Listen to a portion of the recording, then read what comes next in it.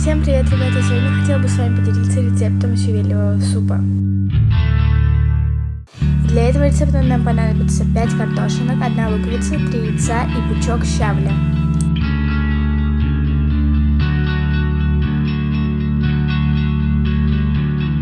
Нам вначале нужно не забыть поставить варить яйца.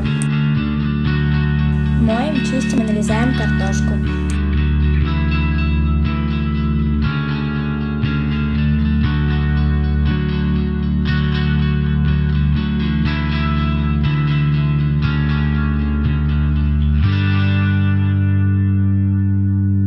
После того, как мы нарезали картошку, ее нужно кинуть в кастрюлю, чтобы она успела свариться. Затем нарезаем лук так же, как и картофель.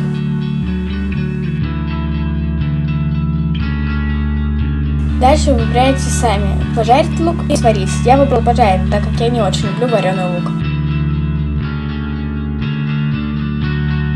Обжариваем лук до золотистого цвета. После закидываем в кастрюлю и включаем на средний огонь. После закипания кидаем щавлик в кастрюлю.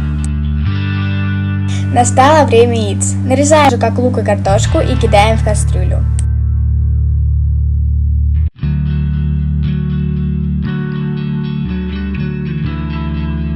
После яиц можно добавить зелень, но так как моя сестра ее не ест, я не добавляла. Доводим до кипения и приятного вам аппетита!